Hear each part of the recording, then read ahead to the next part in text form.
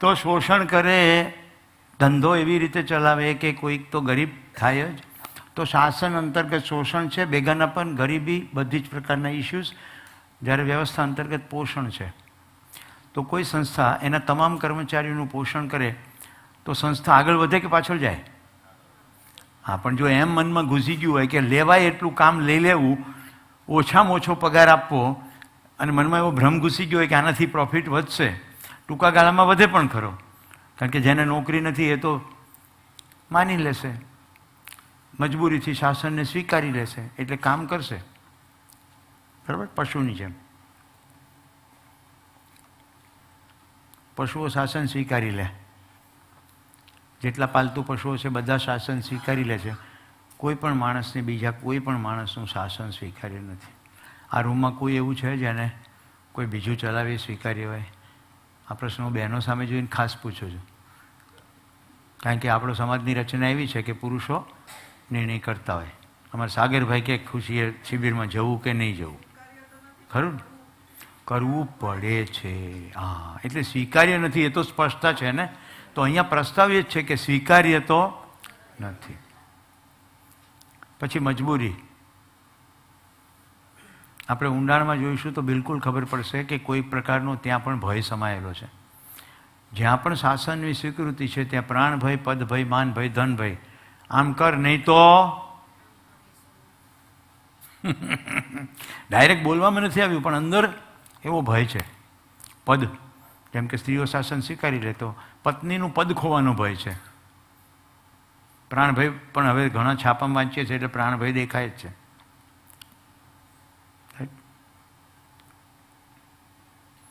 આપણી પાસે શાસનની આ બધી નીતિઓ છે. સામ, દામ, દંડ, ભેદ. વ્યવસ્થામાં વિશ્વાસ છે, કારણ કે સ્વયંસ્ફૂર્ત સમજણથી વ્યક્તિ ઓપરેટ થાય છે, એટલે એને હાંકવાની જરૂર રહેતી નથી. એ સમજ્યો છે એટલે વ્યવસ્થિત રીતે વર્તશે, આવો વિશ્વાસ છે. તો પ્રયત્ન શું થાય છે? સમજાવવાનો થાય છે. એક શિબિરમાં એવો પ્રશ્ન હતો કે પણ માણસ વિચિત્ર રીતે વર્તે તો બહુ સિમ્પલ એનો જવાબ છે, તમે સમજેલા છો તો એને સમજાવજો, અને તમારાથી વધારે સમજેલો હોય તો તમે સમજી લેજો. બે તરફે છે ને. તમને એમ લાગે કે આ તો જરાય સમજતો નથી તો સમજાવજો,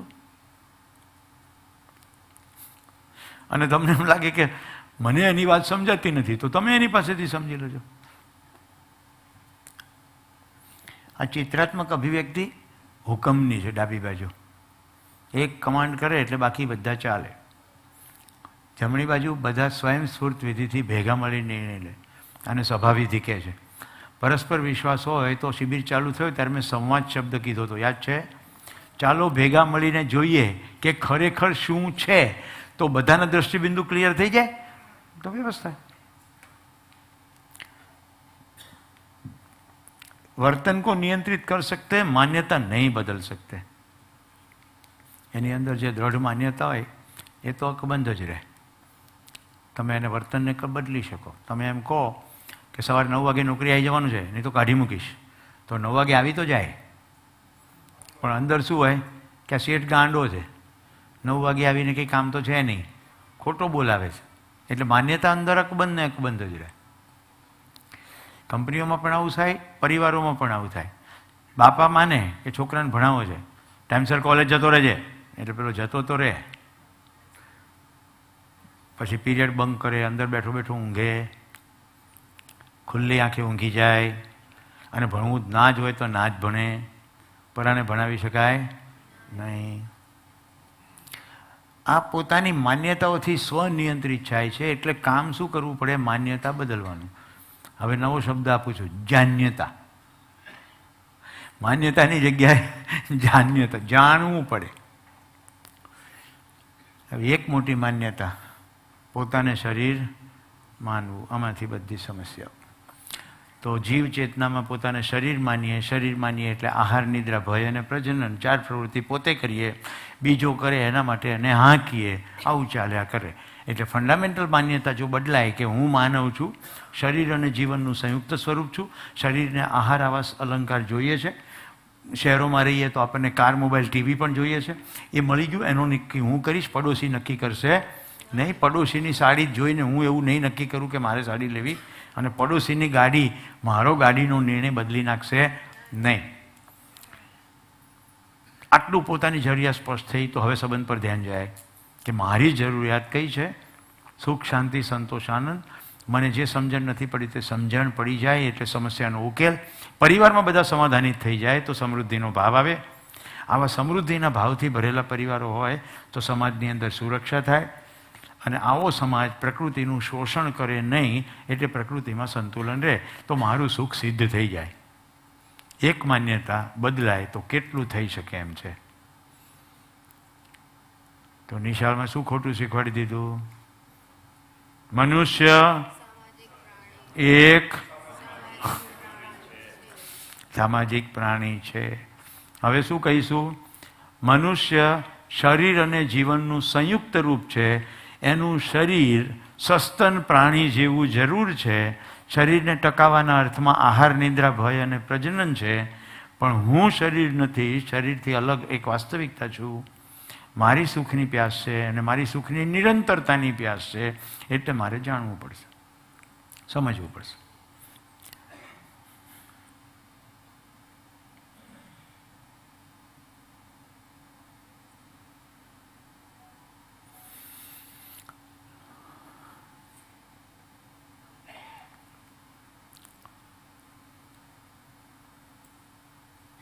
તો શાસન અને વ્યવસ્થાને સમરાઇઝ કરીએ તો આ 4 મહત્વના બિંદુઓ છે.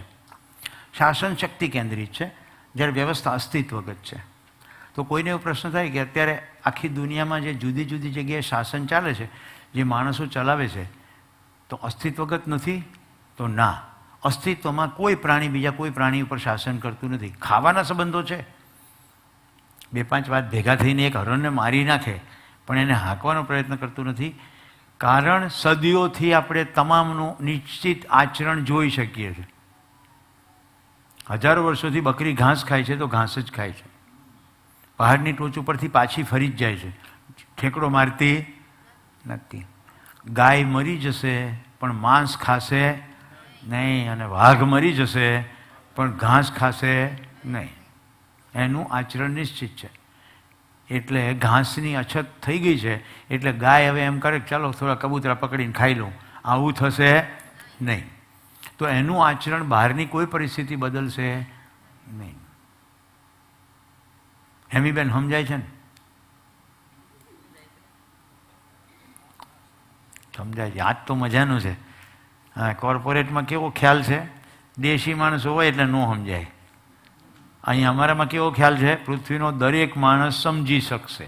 પ્રફુલ્લ દાદા એક ફીડબેક આવ્યો કે તમે વચ્ચે વચ્ચે કાઠિયાવાડી ભાષામાં બોલો છો એટલે એકદમ સરળતાથી ગળે ઉતરી જાય છે. મેં કીધું વાહ, આ ફીડબેક આવે છે સૌરાષ્ટ્રમાં અંતરિયાળમાંથી કોઈક સાંભળી રહ્યું છે, રાઈટ? ભાઈ મનોજભાઈ આ વાલમ ટીવી થકી જે બધું પ્રસારણ થઈ રહ્યું છે એ સંકલન કરીને સવાલો મોકલી રહ્યા છે અને ફીડબેક પણ મળી રહ્યા છે. તો એની અંદર પાછળ જાણવાનો કાર્યક્રમ કયો છે? મને એવી ખબર પડી ગઈ છે કે પૃથ્વીનો પ્રત્યેક માણસ સમજી શકશે. મારી અંદર આ સ્થિર થઈ ગયું એટલે હવે હું સમજાવવાનો વિવિધ રીતે પ્રયત્ન કરીશ. દાખલા, દલીલો, ઉદાહરણો, ગીતો, વાર્તાઓ, ઘટનાઓ, મારી જિંદગીના પ્રસંગો, કોઈ મિત્રની જિંદગીના પ્રસંગો, આવું બધું જ.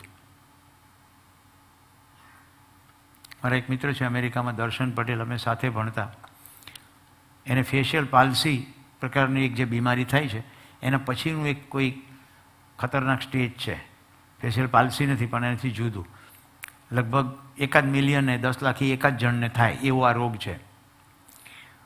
તો મને એને રોગ પકડાયો 3 વર્ષ પહેલાં, પણ એ મને કીધું નહીં. હું ગમે એટલી વાર ફોન કરું ને તે ફોન ના ઉપાડે, મેસેજ આવે. હમણાં એણે કહ્યું, એણે એવું કીધું કે હવે 2 વર્ષ ખાસ મોબિલિટી રહેશે, 2 વર્ષ પછી મોબિલિટી ખતમ થઈ જશે. અત્યારે પણ અઠવાડિયામાં 3, 4, 5 વાર પડી જાય, શરીરનું બેલેન્સ જતું રહ્યું છે. બોલ્યો તો મારું સુરેશ નામ બોલવા જાય તો શું એવું થાય, સુરેશ બોલાઈ ના શકે. પૂછતા મેં એને કીધું કે તું ગાઈ શકે? મને આટલી માહિતી મળેલી કે લેફ્ટ બ્રેન ને રાઈટ બ્રેનનું બંનેનું કામ અલગ છે. હું ક્યાંક ભણ્યો હતો આપણે જમણા હાથે લખીએ ને તો લેફ્ટ બ્રેઇન એક્ટિવેટેડ હોય અને જમણો ભાગ છે તે ડાબા ભાગને એક્ટિવેટ કરે, એટલે કોઓર્ડિનેશન કરો તો બંને ભાગ એક્ટિવેટ થાય. લલિત કલાઓ, ચિત્ર, ડ્રોઈંગ, મ્યુઝિક, શિલ્પ, આ બધું જમણા પાઠ સાથે સંકળાયેલું છે. એટલે સમાજમાં કલાકારો થાય, ડાબોડી હોય પણ માતા પિતાના શિક્ષકો મારીને જમણોની બનાવે. જમણા ભાગમાં બધું ગ્રામર, સ્ટ્રક્ચર, કેલ્ક્યુલેશન, વ્યાજની ગણતરી, FD, એટલે સોસાયટી ગણતરી બાદ થઈ જાય, બધા ગણતરી જ કરે. તો બાપા તમે મને ભણાવવા માટે કેટલા પૈસા ખર્ચ્યા? તો લ્યો આટલા, હવે તમે આઘાર્યો. આવું ગણતરી. હવે કામના નથી, આ ગણતરી. મેં એને પ્રશ્ન પૂછ્યો, તું ગાઈ શકે છે? તો એ ગાઈ શકતો હતો. ગાઈ શકે પણ બોલી શકે નહીં. બેનને ફેકલ્ટી અલગ છે. તો મેં કીધું આ તો તારે જલસો પડી ગયો. તારી પત્નીને કહેવું હોય તો ગીતમાં જ કહેવું પડે કે આજે તો તમે દાળ બનાવો. એમ ના કહેવાય કે આજે દાળ બનાવો, કારણ કે એવું બોલવાનું ફાવશે નહીં, પણ ગાવાનું ફાવશે. પછીનો જે મુદ્દો હતો, સમજણ થાય શું થાય? મને કે મૂડ બરાબર છે, ખાલી મારું શરીર મારા નિયંત્રણમાં નથી. મૂડ બરાબર છે, કોઈ નિરાશા નથી. પછી એને ગીતો ગાઈને રેકોર્ડ કરીને મોકલ્યા મને. અસ્તિત્વગત વ્યવસ્થા છે, શાસન છે નહીં, કોઈ કોઈને શાસિત કરતું નથી. બીજો મુદ્દો છે ઉપરથી નીચે ને પેલું નીચેથી ઉપર, નાનામાં નાનું વ્યવસ્થિત છે અને પછી મોટે સુધી વ્યવસ્થા છે. ત્રીજો વ્યક્તિ નિયંત્રિત છે, શાસનમાં કોઈક બીજો જોઈશે ચલાવવાવાળો. અહીંયા વ્યક્તિ સ્વયંસ્ફૂર્ત વિધિથી નિયંત્રિત છે. હવે સ્વયંસ્ફૂર્ત સમજો, અંગ્રેજીમાં શબ્દ છે ઓટોમેટિક. સમજણ પડી ગઈ છે તો પછી કહેવું પડશે નહીં. આ વર્ગ માટે પણ એવું જ છે.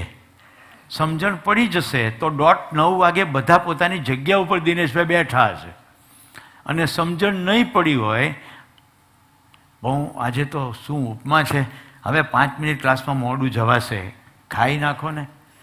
આજે મળ્યું છે કદાચ કાલે ના મળે, ખાઈ લો પેટ ભરીને આજ, બરાબર ને ઉપમા કાજ. દબાવો.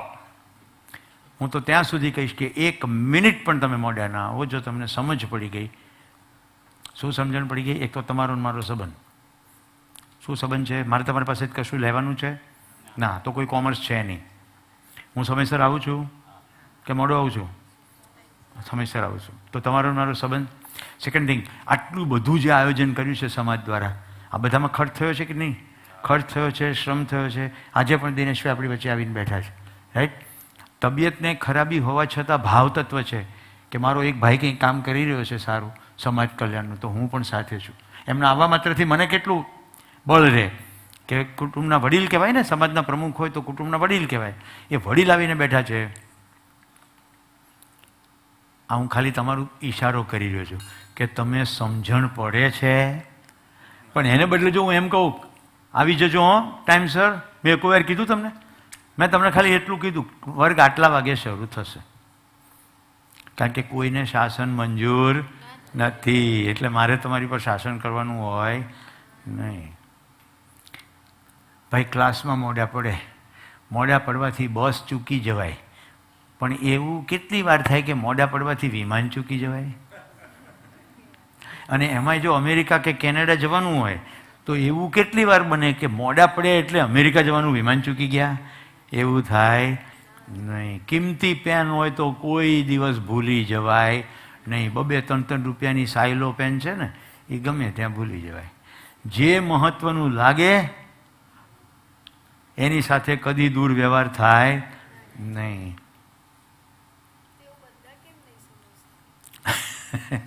એને પ્રશ્ન પૂછે છે એવું બધા કેમ નથી સમજતા? તો જવાબ એક જ છે, જે ધ્યાન દેશે, જેટલું ધ્યાન દેશે, જ્યાં ધ્યાન દેશે તેટલું ત્યાં વિશે સમજશે. જો જીતના ધ્યાન દેગા વો ઉતના સમજેગા. સંબંધ પર ધ્યાન જશે તો સંબંધનો મહિમા થશે. જેની સાથેના સંબંધ પર ધ્યાન જશે તો એનો મહિમા થશે. ધ્યાન જોવું જોઈએ. ચોથો મુદ્દો જે છે એ કહી રહ્યો છું, સ્વયંસ્ફૂર્ત ઓટોમેટિક. તો જેને સમજણ નથી પડી એને હાંકવા માટે હુકમ કરવો પડશે. આ પદ્ધતિ વર્ષોથી ચાલતી આવી, કારણ કે એમાં શું માન્યતા છે, એ તો સમજે જ નહીં. જો એ તમારા સ્ટેટમેન્ટ બોલું છું, એ કદી સમજશે નહીં, એ સમજે એવો છે નહીં, એની સમજવાની તૈયારી નથી, એને તો સમજવું જ નથી. આ બધું આપણે બીજા વ્યક્તિ માટે કહીએ, એટલે આપણે પ્રસ્તાવ મૂકતા નથી. આપણે સીધો આક્રમણ જ કરીએ, પ્રશ્ન નથી પૂછતા કે તે આમ કેમ કર્યું. પહેલેથી જ કહી દઈએ તમારું ઇન્ટેન્શન જ આવો, તમારે તો મને જ દુઃખી કરવો છે, બધું બગાડી નાખ્યું, બધું ખરાબ કરી નાખ્યું, બધું ઊંધું વાળી નાખ્યું, તમને આવડે છે જ ક્યાં, ભાઈ તું તો સાવ બાઘો છે, મૂરખ છે. આ બધા સ્ટેટમેન્ટ ક્યાંથી આવે છે?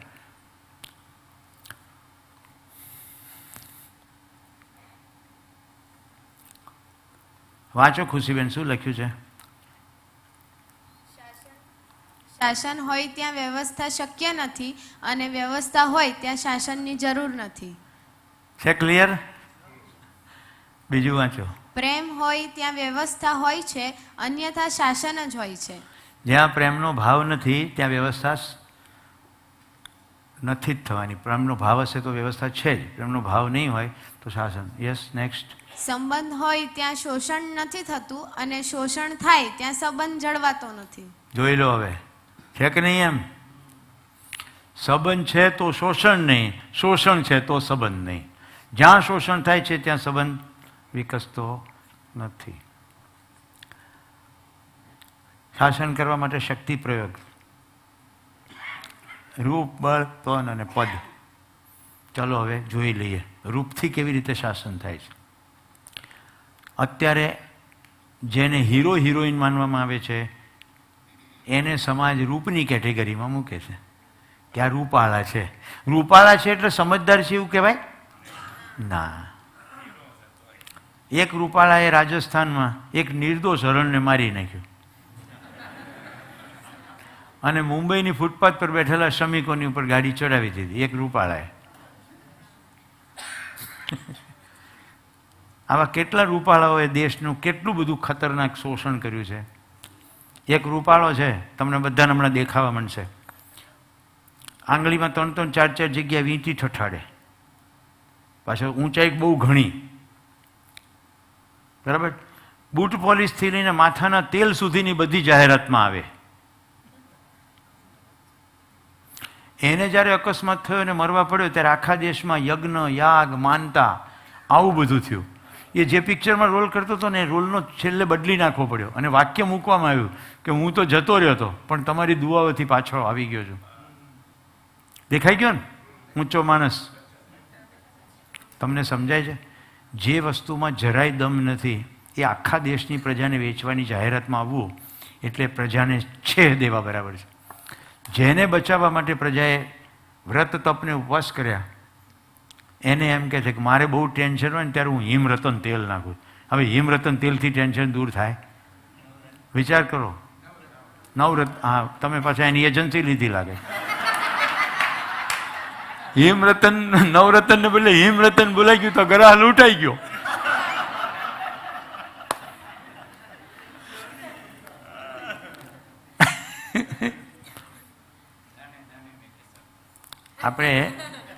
આપણે જેને હીરો માનીએ છીએ ને, હું તમને બધી રૂપાળાઓની જ વાત કરું છું. રૂપ ખાલી ચહેરા ઉપર જ નથી, સમાજે જેને સ્વીકારી લીધું એ બધા રૂપાળા. આપણે ત્યાં ક્રિકેટ રમવાર ભાઈ છે, રાઈટ? એ ભાઈની ભારત સરકારે ટિકિટ બહાર પાડેલી, એને ક્રિકેટનો ભગવાન કહેવામાં આવે. એને આપણે રાજ્યસભાના સભ્ય પણ બનાવ્યો. એ એક પણ દિવસ રાજ્યસભામાં ગયો નહીં. સમજાય છે કેવી રીતે રૂપની થકી શાસન થાય છે? કારણ કે લોકો ઘેટાની જેમ માને છે. જરા કલ્પના કરો કે એને તો 2 કરોડ 3 કરોડનો પગાર છે, બધી જાહેરાતોની આવક છે, અને આપણી આખી યંગ જનરેશન સોફા ઉપર હાથમાં પડીકા લઈને રાતના 2-2 વાગ્યા સુધી એ રમત જોયા કરે છે. આવી રીતે રૂપાળા આપણી ઉપર શાસન કરે છે અને આપણે શાસિત થઈ જઈએ છીએ, કારણ કે આપણે પ્રશ્ન પૂછતા નથી કે આ ક્રિકેટની આખી રમત એક સટ્ટો છે, દરેકને પૈસા મળે છે ને હું મારી જિંદગીનો કિંમતી સમય બગાડું છું. યશભાઈ, તમારી વાત નથી, તમારે તો સમય માટે ઈશારો છે ખાલી.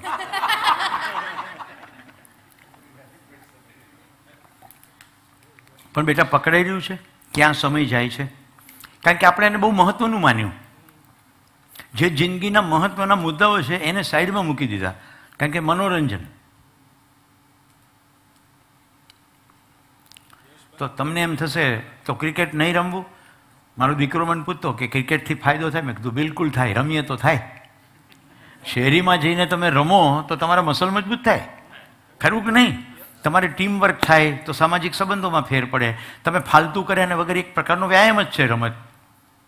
ફાયદો થાય, રમો તો ફાયદો થાય. કોક રમે અને હું સોફામાં ટીવી પર જોઉં તો ફાયદો થાય નહીં. યુવાનીનો અતિ કિંમતી સમય, જેમાં પોતાની આખી જિંદગી ઘડવાનું બધું કરવાનું છે. હું જ્યારે યુવાનોને પ્રશ્ન પૂછું ને, છેલ્લા 1 મહિનામાં કયું પુસ્તક વાંચ્યું, તો કંઈ વાંચ્યું ન હોય. કશું વાંચ્યું ના હોય એટલે કોઈની સાથે મૈત્રી ના હોય. હું તમને એક બીજો પ્રસંગ કહું. એ દીકરાનું નામ જનક. મારા એક મિત્રનો દીકરો બેંગ્લોરથી ભણીને આવ્યો એટલે એના પિતાજી મારી પાસે લઈને આવ્યા કે આને હવે આગળ કારકિર્દી વિશે થોડું માર્ગદર્શન. મેં કીધું ભાઈ ક્યાં ભણ્યો? બેંગ્લોર. શું ભણ્યો? IT. તો નારાયણ મૂર્તિ સાહેબને મળ્યો? એટલે કે નારાયણ મૂર્તિ સાહેબને કેવી રીતે મળાય? મેં કીધું બેંગ્લોર, ઇન્ફોસિસ ITની મોટી કંપની, આ માણસનું આખી દુનિયામાં સન્માન, તું ત્યાં જ ભણ્યો તો તું મળ્યો નહીં? એટલે એને બાપા કે સુરેશભાઈ શું કહે છે બરાબર ધ્યાનથી સાંભળ. મેં કીધું મળી શકાય એ પણ માણસ છે, પણ વાંચે તો ખબર પડે ને કે નારાયણ મૂર્તિ પટાવાળાની પાછળ લાઈનમાં ઊભા રહે એટલા સરળ છે, ખૂબ સાદગીથી જીવે છે. એમના પત્ની સુધાબેને 28,000 ગામડાઓમાં લાઇબ્રેરી સ્થાપી છે. અત્યંત સરળ જિંદગી જીવનાર કરોડાધિપતિ હોવા છતાં સાદી જિંદગી જીવે. મેં કીધું એક મેલ કર નારાયણ મૂર્તિ સાહેબની ઓફિસમાં કે મારે તમારું માર્ગદર્શન માટે મળવું છે. એને જરાય અપેક્ષા નહોતી. મેલ કર્યો, જવાબ આવ્યો, મળવા ગયો. સાહેબે વાતચીતમાં જ કહી દીધું અહીંયા જોડાવું છે? તો કે હા, ઇન્ફોસિસમાં નોકરીએ લાગી ગયો. ત્યાં 4 વર્ષ ભણ્યો તો કંઈ નહીં કર્યું. આવું કેમ છે? IPL. એટલે ખાલી IPL તો શબ્દ બોલું છું, ખ્યાલ આવે છે ને તમને શું થઈ રહ્યું છે?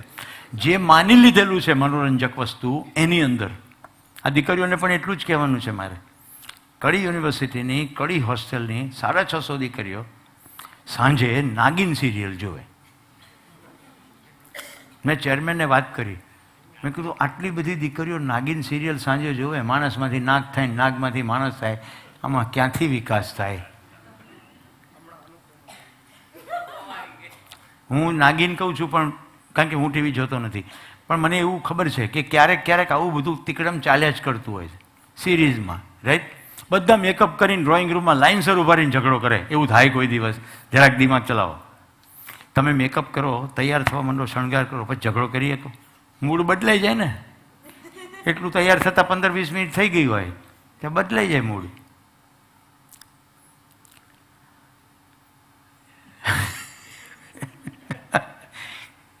તો રૂપ ખબર પડી ગઈ, કેવા કેવા રૂપાળાઓ આપણને ચલાવે છે. હવે બળ જોઈ લઈએ, શરીરનું બળ. તો 6 પેક બહુ ઉપડ્યું છે હમણાં. પછી એક WWF આવે, ભેગા થઈને આખલા આવી રીતે કુસ્તી ન કરે, પણ ઉદાહરણમાં એવું કીધું કે આખલા કુસ્તી કરતા હોય. આખલાને કુસ્તી કરવાનો કોઈ એજન્ડા છે નહીં. એકબીજાને ખુરશી મારે, બેન્ચ મારે, રાઈટ, ફેંકી દે, આવું બધું થાય છે કે નહીં? એ ચાલે રાખે. કોઈને એવો પ્રશ્ન થાય કે સુરેશભાઈ તમને કેવી રીતે ખબર? તો હું પ્રવાસ દરમિયાન જ્યાં ટીવી મળે અને મને સમય મળે તો ભક્તિભાવપૂર્વક ટીવીની બધી ચેનલ ફરવીને જોઉં છું કે હું હાલી રહ્યું છું. સમાજમાં શું ચાલી રહ્યું છે ખબર તો પડવી જોઈએ ને. ક્યારેક છાપા સર્ફ કરી રહ્યું એટલે ખબર પડે કે શું શું ચાલી રહ્યું છે. પણ કચરો અંદર જવા દેવાય નહીં. કચરો અંદર જવા દો તો આ લીલું લીલું મજાનું ઘાસ છે એ બધું ખરાબ થઈ જાય. આ હરિયાળી જે છે રહેવી જોઈએ અકબંધ. Garbage in, garbage out. Goodness in, goodness out. Power in, power out. જ્ઞાન ઇન, આચરણ આઉટ.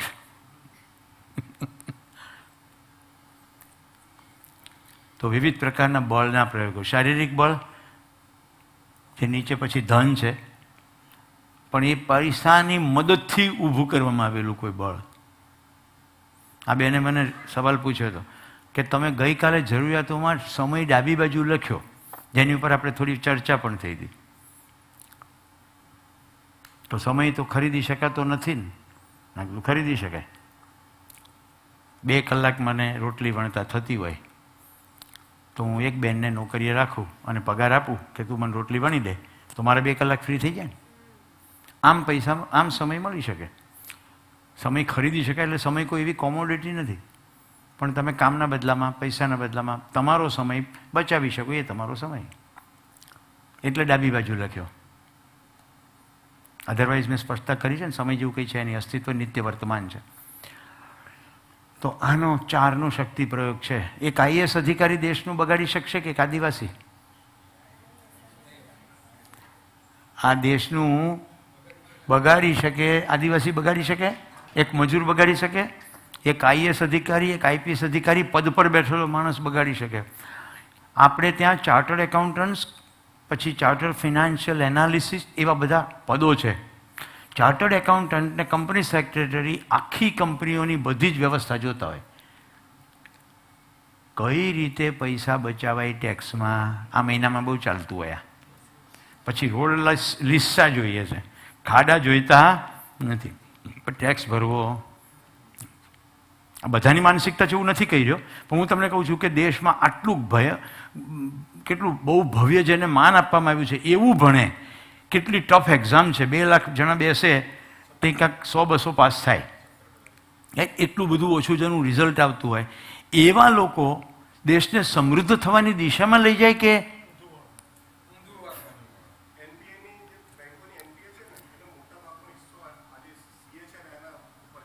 બોલો.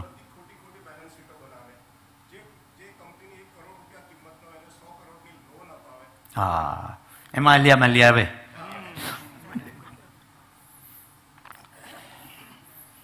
તો જે શ્રેષ્ઠ બુદ્ધિ પદનો, અને આને બુદ્ધિ એકચ્યુઅલી કહેવાય જ નહીં, થોડી કલેક્ટ કરેલી માહિતીને સ્કિલ છે, જેમાં અસ્તિત્વની સચ્ચાઈનો બોધ થાય એને બુદ્ધિ કહેવાય. રાઈટ? આપણે એને બહુ બુદ્ધિમાન માણસો કહીએ. તો જો રૂપની મેં તમને વાત કરી, બળની વાત કરી, ધનની મદદથી શરીરની સુવિધાઓ લઈ લો, પદની મદદથી પણ શરીરની સુવિધાઓ વધારવાનો ભ્રમ કે હું પદ પર બેઠો છું, મને વધુ પૈસા મળી જાય એટલે મારી સુવિધા વધશે. તો સરવાળે આ બધામાં શરીર દેખાય છે. શાસન કરવા માટે શક્તિનો પ્રયોગ છે. વાંચો હવે, તમારી બહેનપણીને આપો, વાંચો. નથી વાંચવું? હા, તમે વાંચો. આ પ્રયોગથી અન્યના શરીરને થોડો સમય ચલાવી શકાય, પણ કોઈને શાસન સ્વીકાર્ય નથી, એટલે શાસનપૂર્વક કોઈને મનાવી શકાય નહીં, માનવી શકાય નહીં. એક ખોટું છે, કોઈને મનાવી શકાય નહીં. છાપવામાં ભૂલ. તમે બરાબર બોલ્યા. પછી માનવું એ પ્રત્યેક વ્યક્તિની પસંદગી છે. ભ્રમયુક્ત માન્યતાઓથી શાસન ફેલાયેલું જોવા મળે છે.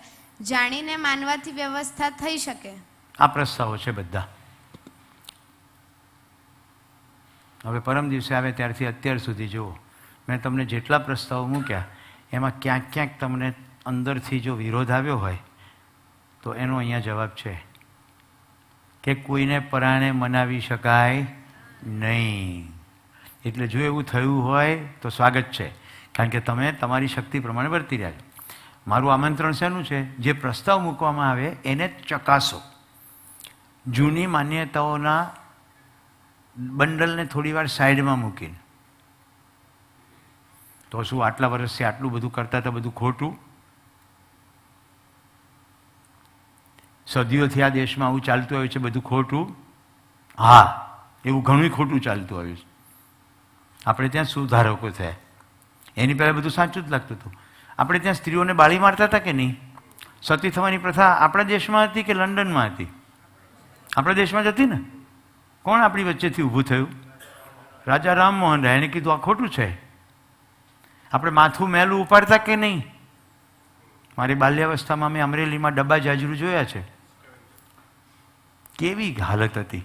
વ્યક્તિ ઉપાડે, ડબ્બો કાણો હોય, એમાંથી મળના રેગાડા શરીર પર પડતા હોય, અને પાછો એની સાથે નિમ્નતમ વ્યવહાર.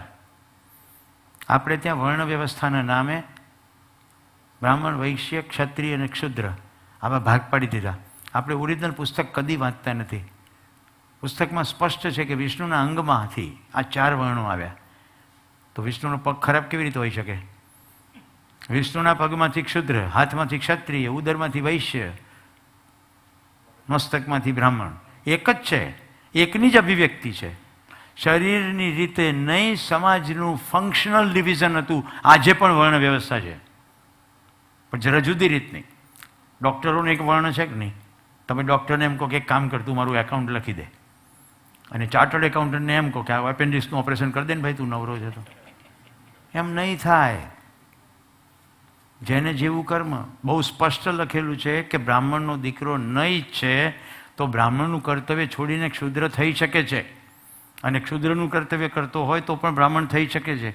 આપણી પાસે જે પણ પુસ્તકો છે એમાં આના ઢગલાબંધ ઉદાહરણ છે. કૃષ્ણનું તો બહુ ફેમસ ઉદાહરણ છે. દુર્યોધનને ઘરે મહેલમાં રહેવાને બદલે દાસી પુત્ર વિદુરને ત્યાં વિષ્ટિ કરવા માટેના કૃષ્ણ રોકાયેલા છે. આવું છે કે નહીં? ભજનો છે એના તો. દુર્યોધનનો મેવા ત્યાગો, વિદુરની ભાજી ખાધી. આપણા રામજીએ શબરી, એક આદિવાસી સ્ત્રીના એઠા બોર ખાધા છે કે નથી ખાધા? આ બધી કથાઓ છે ને. આપણે બરાબર સ્ટડી કરીએ તો બિલકુલ ખબર પડી જાય. પણ વર્ણ વ્યવસ્થાના નામે આપણે એને જે સૌથી શ્રેષ્ઠ કામ કરતા હતા એને કનિષ્ઠ બનાવી દીધા. વિચાર તો કરો, આપણે હેલ્ધી રહીએ એના માટે કોઈએ સફાઈ કરવી પડે તો સફાઈવાળો કેવો જોઈએ કે કચરાવાળો કેવો જોઈએ? તપાસો તપાસો. ઘરે જે કચરો લેવા આવે છે કચરાવાળો છે કે સફાઈવાળો છે? કચરો તો આપણે કરીએ છીએ, સફાઈ એ કરે છે. કોણ શ્રેષ્ઠ છે? એટલે વર્ણ વ્યવસ્થાનો ફટાફટ છેદ ઉડવા માંડશે. પ્રશ્ન પૂછીએ તો, પણ દુકાન ચાલુ કરી હોય ને તો દુકાન બંધ થઈ જાય. દુકાનો બંધ થઈ જાય. જેની દુકાન ચાલતી હોય, અમુક વર્ણ શ્રેષ્ઠ છે, એ વર્ણ શ્રેષ્ઠ રહેવો જોઈએ, કારણ કે એની સાથે દુકાન સંકળાયેલી છે, ધંધો સંકળાયેલો છે, તો પછી વર્ણ વ્યવસ્થા ચાલે જાય.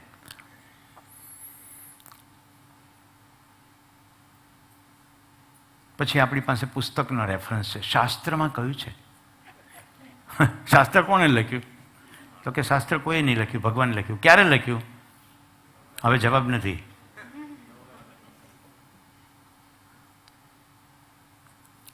એક ઇન્ટરેસ્ટિંગ વાત કહું, બધા હા પાડે તો કહું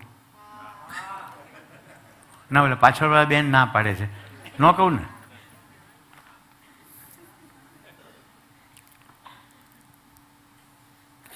થોડા થોડા સમયના અંતરે નવા નવા દેવી દેવતાઓ શોધાય છે. તમને ખબર છે? છેલ્લે કોને શોધ થઈ ખબર? દશામાં. જેની બધેથી દશા બેઠી હોય એને કે દશામાનું વ્રત કરવું. એને પ્રાણી કયું આપવું? તો ઊંટને મૂકી દીધું, કારણ કે વાંકું ચૂકું છે ને. હવે ઊંટ તો વ્યવસ્થાની રીતે બરોબર જ છે, આપણને વાંકું ચૂકું લાગે. તમે જુઓ, એક ઉધઈ, પછી ભૂંડ, પછી ગીધ, પછી જરખ. આ બધા પ્રાણીઓ પ્રકૃતિની અંદર સફાઈ કામનું કાર્ય કરે. વનસ્પતિ સૂકી જે છે એને ઉધઈ ધીમે ધીમે ધીમે ધીમે ડાયજેસ્ટ કરી નાખે અને પાછા બધા એલિમેન્ટ ભેગા થઈ જાય. બધી લાશોનો નિકાલ કરી નાખ્યા બધા, ગીધ વગેરે. જંગલ હંમેશા ચોખ્ખા જ હોય. પશુ મરે, પશુ ખવાઈ જાય. એટલે તાજું મારીને ખાનારા પશુ છે, ખાધા પછી વધેલું ખાનારા પશુ પક્ષી છે, અને સાવ છેલ્લે સૂક્ષ્મ માઇક્રોબ એ બધી વસ્તુને સફાછટ કરનારા પણ છે. વ્યવસ્થા છે કે અવ્યવસ્થા છે? કેટલી અદ્ભુત વ્યવસ્થા છે. હવે આપણી વૃત્તિ કેવી છે? માણસને કીધું તો સાવ ગીધ જેવો છે. એટલે ગીધ તો સારું કામ કરે છે. માણસ લુચ્ચાઈ કરે એટલે કે શિયાળ લુચ્ચું છે, કાગડો કપટી છે, પૂરી લઈ ગયો. હવે એનું આખું ઘર ઉજાડી નાખ્યું. એક પૂરી લઈ ગયો, એમાં કપટી થઈ ગયો.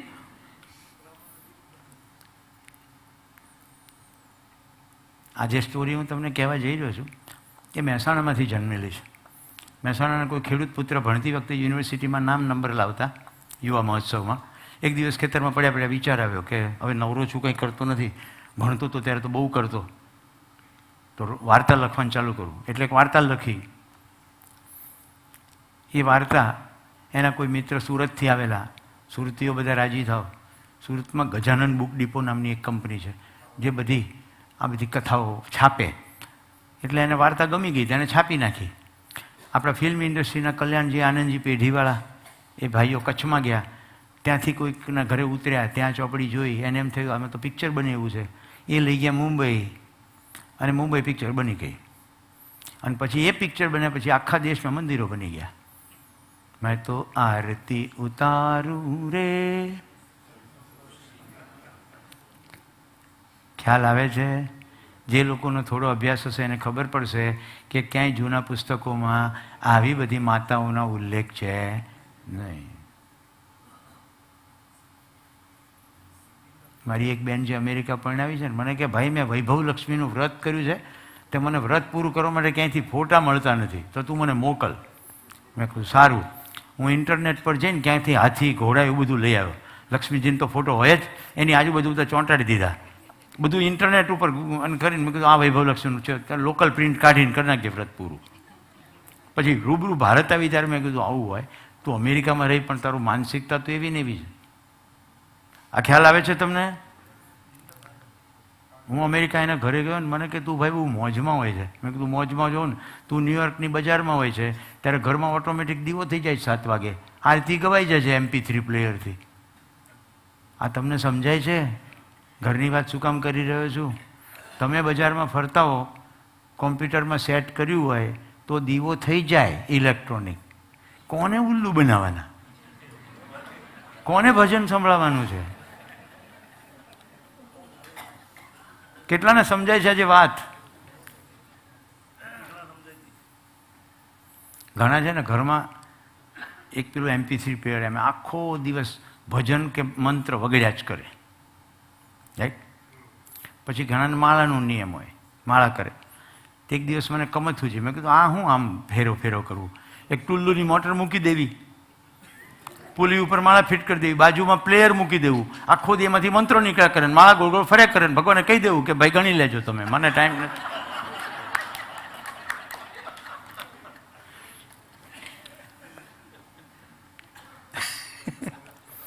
રખેકું એવું માનતા કે આનો અર્થ નથી. સમજો તો બધી જ વસ્તુની ખબર પડશે. જ્યારે તમે એકાગ્ર થવાનું નક્કી કરો તો આપણા દેશમાં એકાગ્ર થવા માટેના અસંખ્ય ટૂલ છે, પણ એકાગ્ર થઈને શેની ઉપર એકાગ્ર થવું છે? કોઈ સચ્ચાઈ ઉપર એકાગ્ર થવું છે કે કોઈ ભ્રમ ઉપર એકાગ્ર થવું છે? કોઈ વાસ્તવિકતા જાણવી છે, યથાર્થતા જાણવી છે, સત્યતા જાણવી છે, તો એકાગ્રતાનો મતલબ છે. નહીં તો શું મતલબ છે એકાગ્ર થઈને? મારી માએ મને મોટો કર્યો ને તો દૂધને બોર્નવિટા પાઈને મોટો કર્યો, બરાબર? વલ્લભ વિદ્યાનગરમાં એન્જિનિયરિંગમાં પ્રવેશ મળ્યો તો મારા માસા માળા કરતાં કરતાં કે મારા માસીનું નામ ચંદા, ચંદા ચાને કેટલી વાર છે? માળા ચાલુ હોય. એટલે મેં ઘરે જઈને મેં કીધું મમ્મી ત્યાં મને ઉલ્લુ બનાવે, આટલા વર્ષો સુધી દૂધ પીવડાવ્યું ને પૂજાપાઠ કરાયા, ખરેખર મજા તો ચામાં છે. આજથી પૂજાપાઠ બંધ, મંદિર માળા બંધ, અને સવારમાં ચંબુ ભરીને ચા પીવાની. કે હા તું ક્યાંથી બગડી ગયો કોલેજમાં જઈને? મેં કીધું ના, માસા માળા કરતાં કરતાં જો ચા માગતા હોય તો માળા કરતાં ચામાં વધારે મજા છે.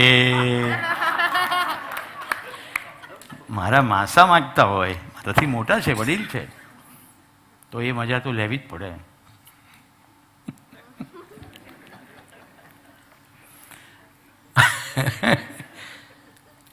કેટલાને બત્તી થાય છે અંદર? ઘણા માળા લાવ્યા હશે ભાઈ, એમાંય બહુ મહિમા છે, એમાં ફેશન છે, એ તમને ખબર છે? સાદી માળા, તુલસીની માળા, પારદર્શક મણકાઓની માળા, રુદ્રાક્ષની માળા, માળાના મોટા મણકાની વચ્ચે નાનો મણકો, 108 પૂરા થાય ત્યારે જે મેરું કે મોટો મણકો, એ વળી પાછો વિશેષ, એમાં કેસરી રંગનું લાલ રંગનું ફૂમતું.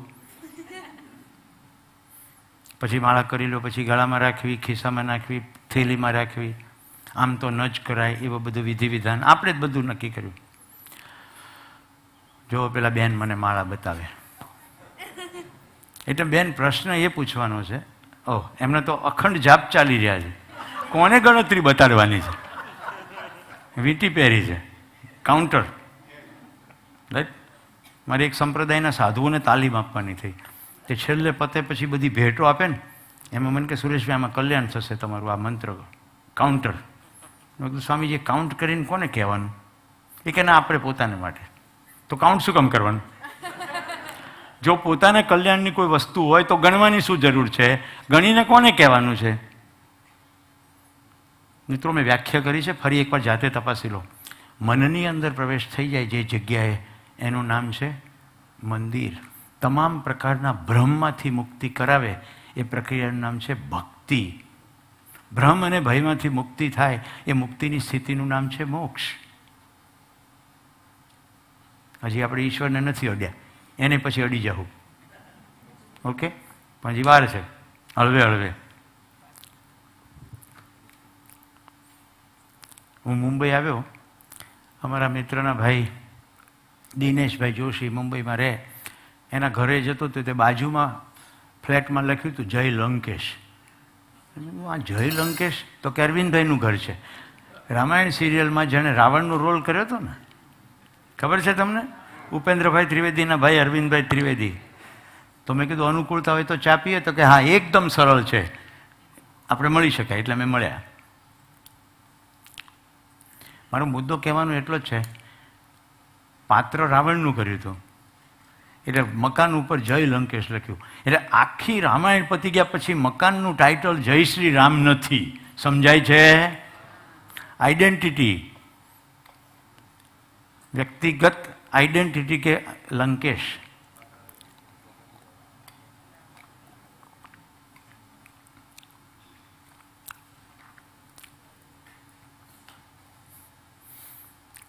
ચાલો યશભાઈ જવાબ આપો. આપણી સૌથી મોટી ભ્રમિક માન્યતા કઈ? આની પહેલાં તો તમે વાંચ્યું જ છે, જાણીને માનવાથી વ્યવસ્થા થઈ શકે. તો કઈ મોટી માન્યતા? પ્રશ્ન મેં યશને પૂછ્યો છે, પણ પ્રશ્ન તો બધાએ સાંભળ્યો ને. પાછળ આપો. MBA મને બધું આવડે. નહીં, એ બધા માટે કોમન નથી. આપણી આખી માનવજાત માટે સૌથી મોટી ભ્રમિક માન્યતા કઈ, જેને કારણે બધા ડખા છે? સાવલિયા સાહેબ.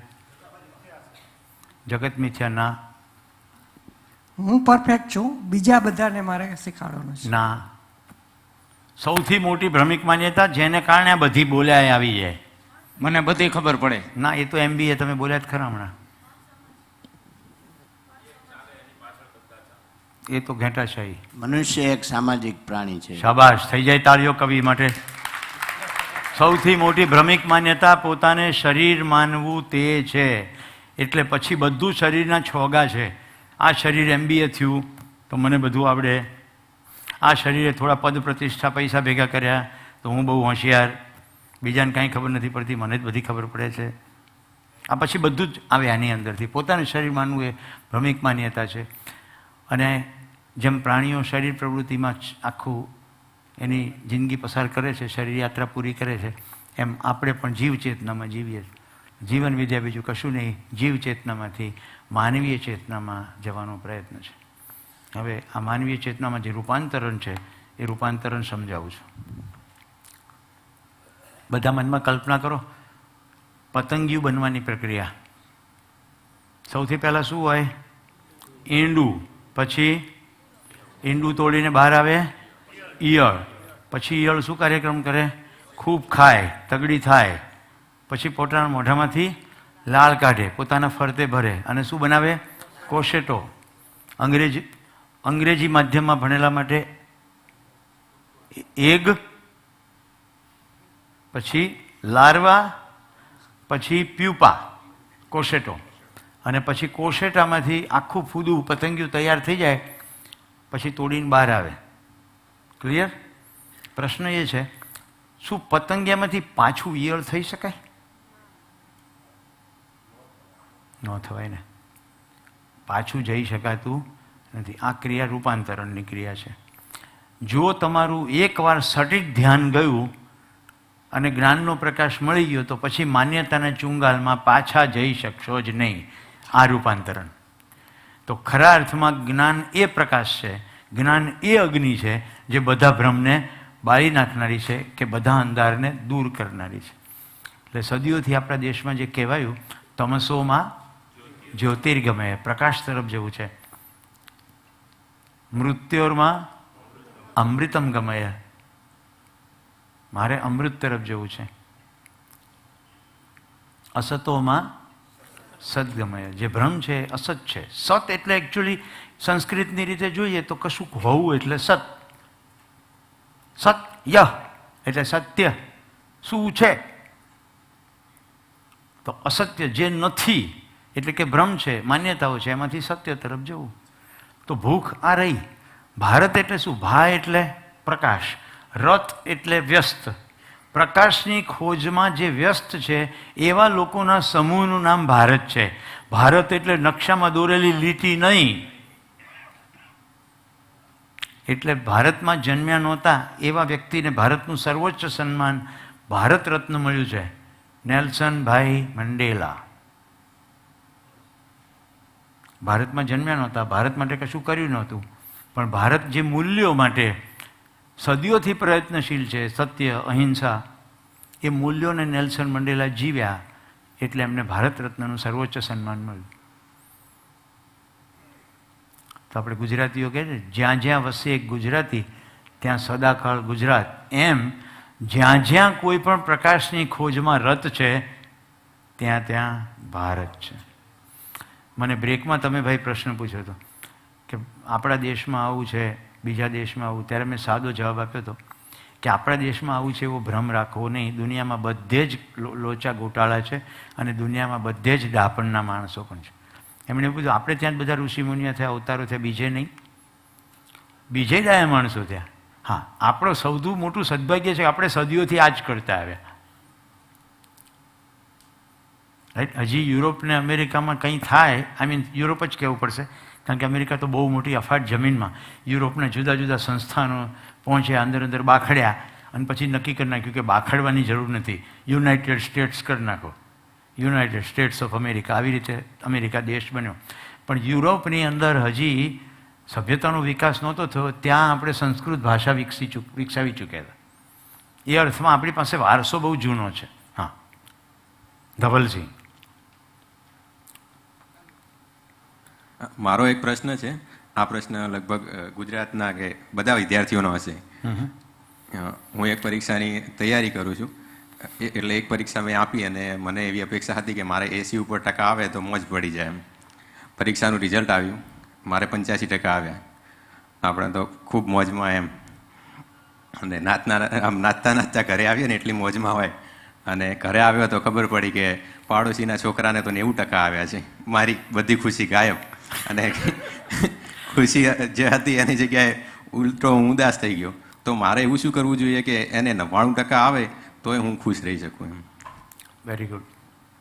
दूसरों की अयोग्यता से प्रभावित होना ही अपनी अयोग्यता है. અહીંયા શું થઈ ગયું? दूसरों की योग्यता से प्रभावित हो गई. પહેલાં તો તમારે સમીક્ષા કરવી પડશે કે માર્કચીટ શું છે. જેને આખું વર્ષ ભણ્યા પછી 3 કલાકમાં સારી ઉલટી કરતા આવડે,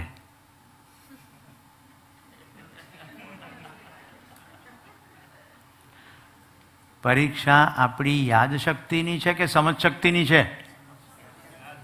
જરા સા વિચારીને જવાબ આપજો.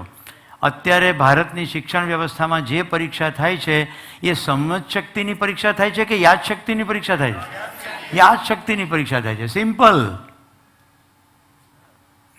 તો કોઈએ યાદશક્તિ ઉપર વધારે ધ્યાન આપ્યું તો માર્ક વધુ આવી ગયા. આપણું ફોકસ કેમ હોવું જોઈએ? સમજશક્તિ ઉપર. મને સમજાયું કેટલું? સમજાયું તો જીવવામાં આવશે.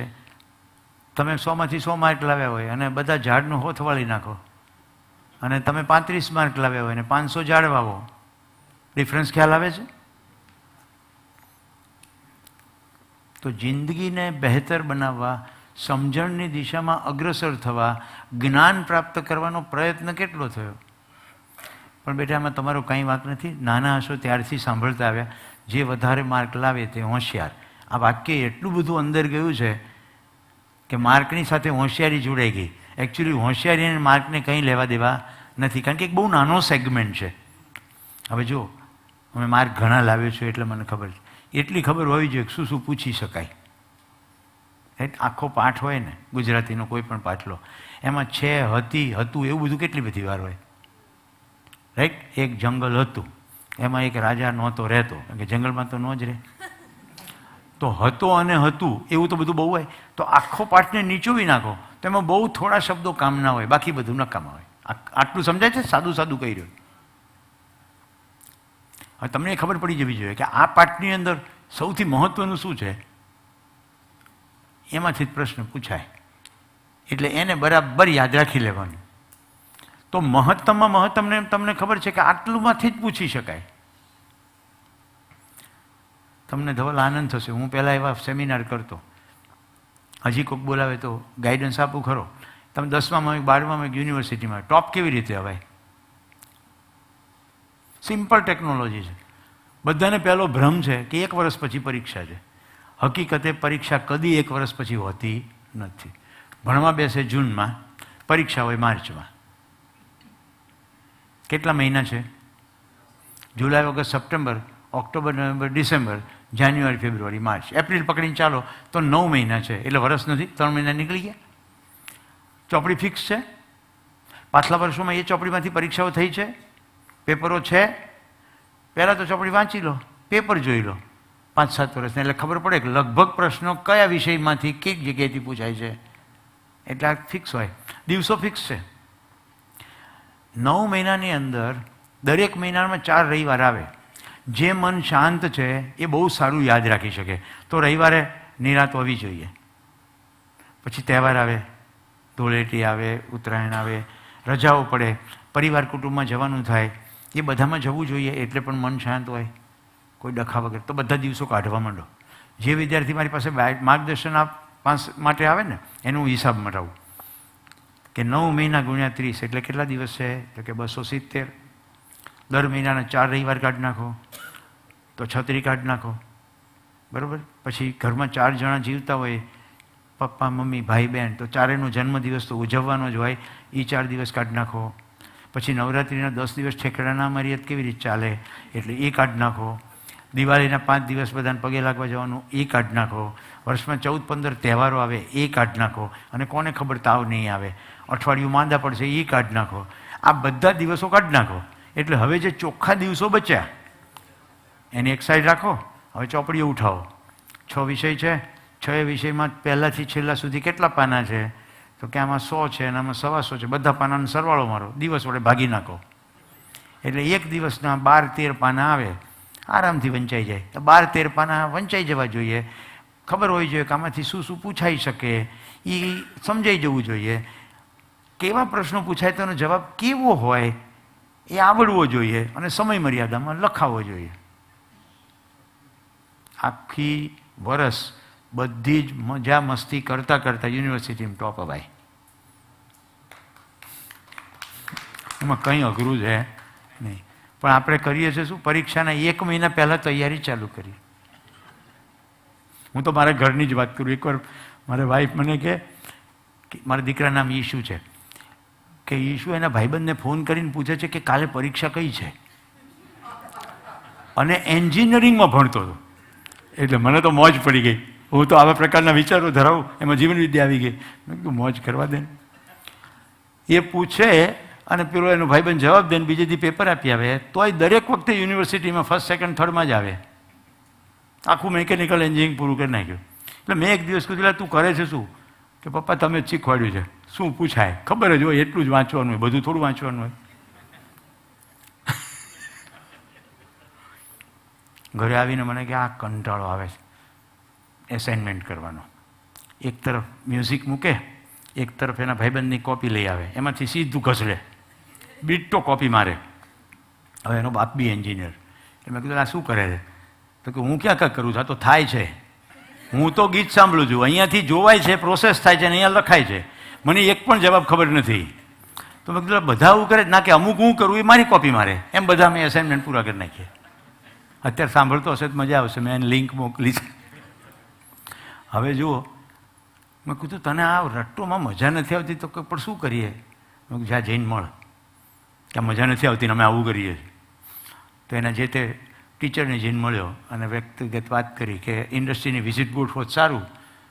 તો પેલા લોકો સ્વીકારી લીધું કે સારું, એસાઇનમેન્ટ મૂકો પડતા અને જાઓ ઇન્ડસ્ટ્રીની વિઝિટ કરવા.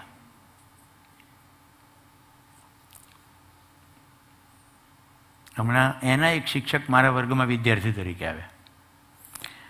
એ શિક્ષક એટલું ભંગાર અંગ્રેજી બોલે, મહેસાણાના શિક્ષક અંગ્રેજીની ગુજરાતી માધ્યમમાં ભણેલા અને વિદ્યાર્થીઓને અંગ્રેજીનો પીરિયડ લેવા આવે, એ લોકો ટેકનિકલ સબ્જેક્ટ અંગ્રેજીમાં લેવા આવે અને બધા વિદ્યાર્થીઓ એની મજાક ઉડાવે. મારો દીકરો ટીચર્સ રૂમમાં જઈને કહે, સર આ મને યોગ્ય લાગતું નથી, મારા પપ્પાએ ટીચર છે, હું શિક્ષકનું જ કામ કરું છું, તમારી બીજા વિદ્યાર્થીઓ મજાક ઉડાવે મને મંજૂર નથી, કારણ કે તમે અંગ્રેજીમાં બહુ જ ભૂલો કરો છો, તમારું ધ્યાન દોરું. તો ટીચરને વિદ્યાર્થી વાલો ન લાગે કે તમે આટલા જે પ્રયોગ કરો છો ને એવી ન કરાય. તો એ શિક્ષક મારા વર્ગમાં હતા, એ કહેતા હતા અને એણે મને કીધું કે બધા મને સમાચાર આપો ઇસ્યુના.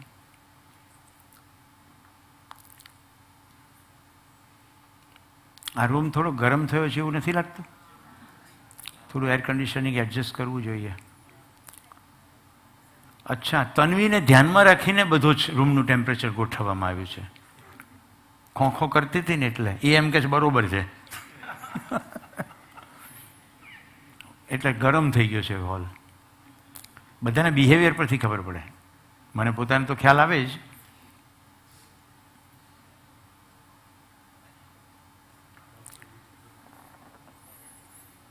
તો હવે શું કરશું બોલો? માનવ ચેતનામાં રૂપાંતરણ કરવા માટે કરવું શું પડશે? પ્રશ્ન નંબર 2. મેં અત્યાર સુધી જેટલી વાત કરી છે એમાં જવાબ આવી ગયો છે. હું જીવ ચેતનામાં છું, પશુની જેમ જીવું છું, પણ મારે માનવ ચેતનામાં જવું હોય કે પાછો પશુ ના થવું, એટલે ખાલી આહાર નિદ્રા ભય પ્રજનન સિવાયનો વિષય તરફ મારે જવું હોય તો શું કરવું પડે બોલો? તમે શિબિર કર્યો છે ને એક, થોડોક બીજા મિત્રોને પ્રયત્ન કરવા દઈએ. હાજી,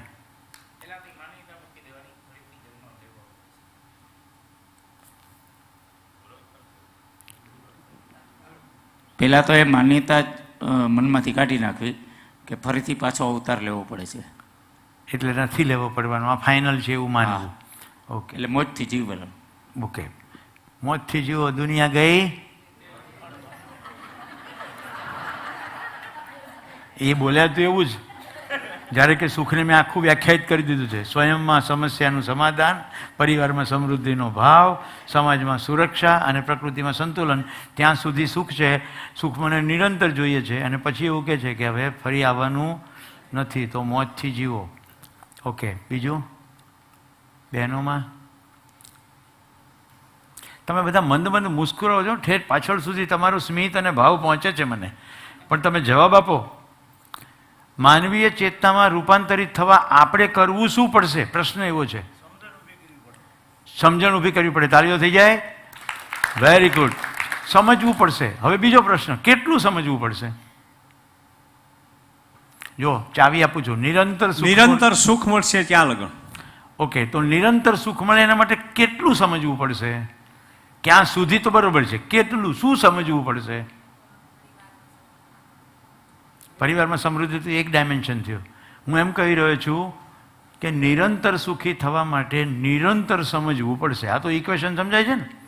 તો નિરંતર શું સમજવું પડશે? કયો વિષય સમજવો પડશે? શેની સમજ કેળવવી પડશે?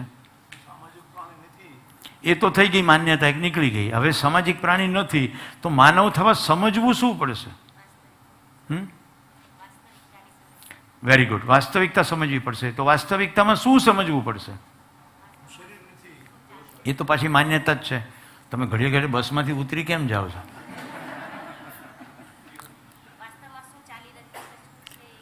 Very good. તમે બિલકુલ જવાબથી નજીક છો. વાસ્તવમાં શું છે અને શું ચાલી રહ્યું છે? તો હવે વાસ્તવિકતામાં શું છે? હવે આ પ્રશ્ન બધાને છે. આખા અસ્તિત્વમાં શું છે અથવા શું છે? તમે જરાક પોતાની બહાર ડોક્યું કરો. તમારી સિવાય બીજું શું છે અસ્તિત્વમાં? પ્રકૃતિ છે. Very good. પ્રકૃતિમાં શું છે? પ્રકૃતિ બોલવાથી શું છે? હવા પાણી છે 1, વૃક્ષો વનસ્પતિ 2, પ્રાણીઓ છે 3, બીજું પ્રકાશ. પ્રકાશ એ બીજું કશું જ નથી પણ પદાર્થની તપ્ત અવસ્થાની અભિવ્યક્તિ છે. કોઈ પદાર્થ આવેશિત થઈ જાય, ગરમ થઈ જાય તો એની જે અભિવ્યક્તિ છે એનું નામ પ્રકાશ છે.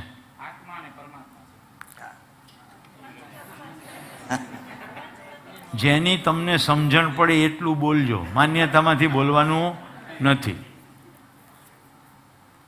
કારણ કે હું તરત પ્રશ્ન પૂછીશ, જો આત્મા બતાડો, પરમાત્મા બતાડો, પંચતત્વ, તો પંચતત્વનો તો 3 બતાવ્યા ને. જો જવાબ સાચો છે, અસ્તિત્વમાં પદાર્થો છે, અસ્તિત્વમાં વનસ્પતિઓ છે, અસ્તિત્વમાં પ્રાણીઓ છે. હવે બીજું શું છે? હજી પ્રશ્ન ચાલુ છે. ચેતના કહી શકાય? બોલો તન્વીબેન. નહીં? હેમી માસી બોલો. તમે આટલું મોટું સોનાનો લોળિયો પહેર્યો છે કાનની નીચે, મારો પ્રશ્ન તમને સંભળાતો નથી? આમ તો લોળિયો પહેરવાથી કાન વધારે ખુલ્લો થાય. એક પહેરે છે કે 2 પહેરે? 2 બાજુ છે? આમ તો લગભગ લોળિયો સાચો હોય સોનાનો તો શિબિરનો ખર્ચો નીકળી જાય એમ લાગે છે.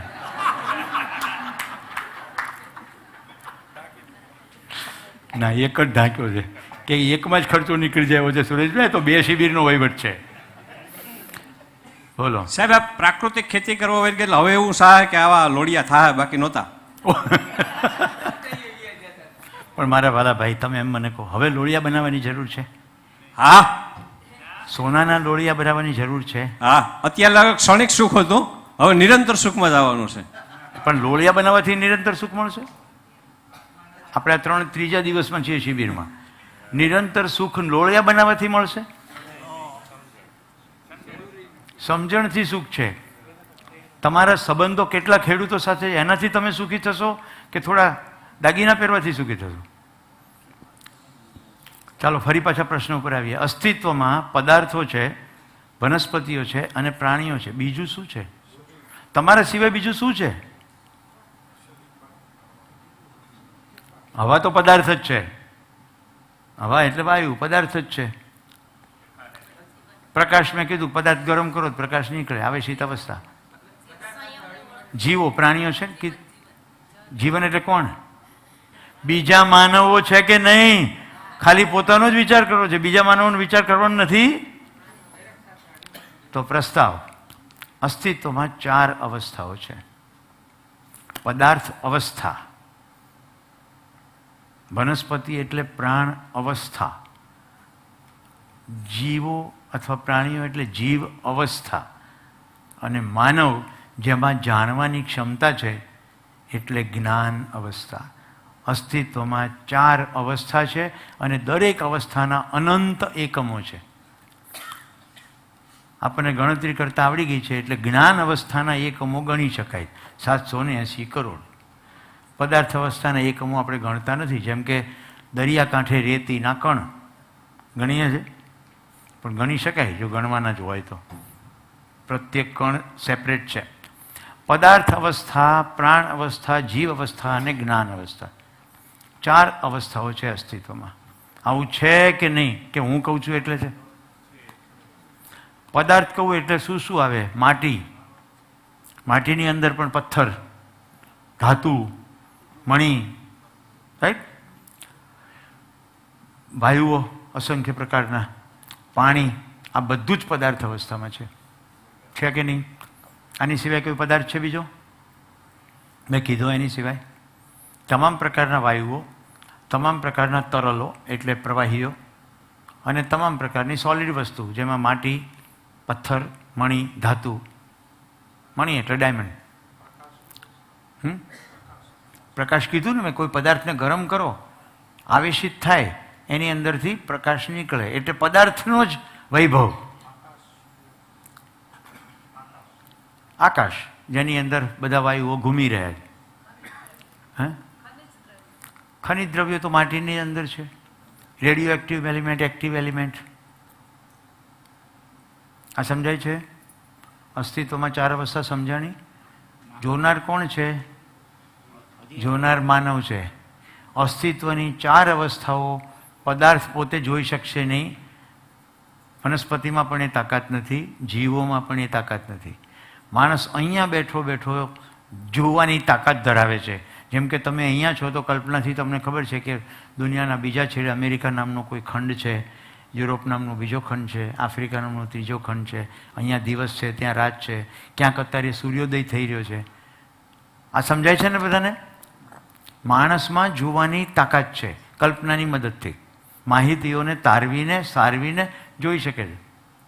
તમે કોઈ ઉપગ્રહ ભલે ના જોયો હોય, પણ તમને માહિતી છે ને કે ઉપગ્રહથી સિગ્નલ મળે છે, એને કારણે જીપીએસ ચાલે છે, અને એને કારણે હું કોઈ એક જગ્યાએથી બીજી જગ્યાએ પહોંચું છું.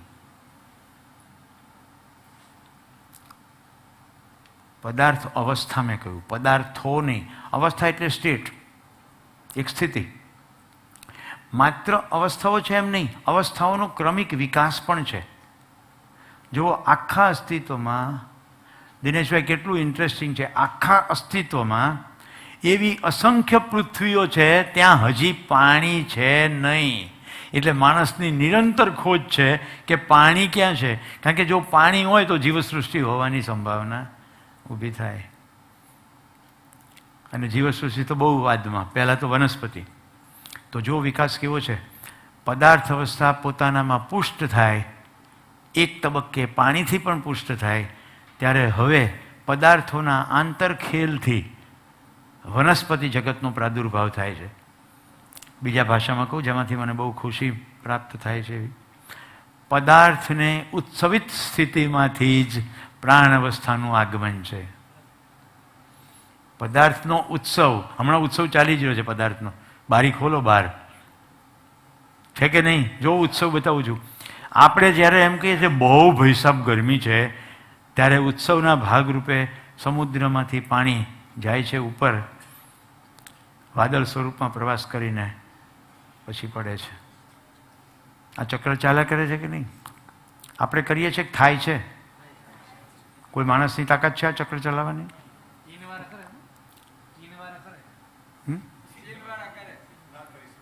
શું કહે? સમજાયું નહીં મને. હું તો આખી પૃથ્વીની વાત કરી રહ્યો છું. કોઈ એક જગ્યાએ સિલ્વર આયોડાઇડ પાથરીને વાદળામાંથી વરસાદ વરસાવી દેવો એ વાત નથી, આ ચક્રની વાત ચાલી રહી છે. પદાર્થ અવસ્થામાં જે આખી ચક્રીય પ્રક્રિયા થઈ રહી છે, એવું કરી શકે કોઈ માણસ? માણસ કોઈક લોકલ જગ્યાએ ગરમી કરીને બાષ્પ ઊભી કરી શકે, કોઈ બીજી જગ્યાએ બાષ્પ ભેગી થઈ હોય તો એને પાડી શકે. હું આખી આ વ્યવસ્થાની વાત કરું છું. માણસની તાકાત નથી કે આમાંનું કંઈ પણ કરી શકે, કેવળ જોઈ શકે, સમજી શકે.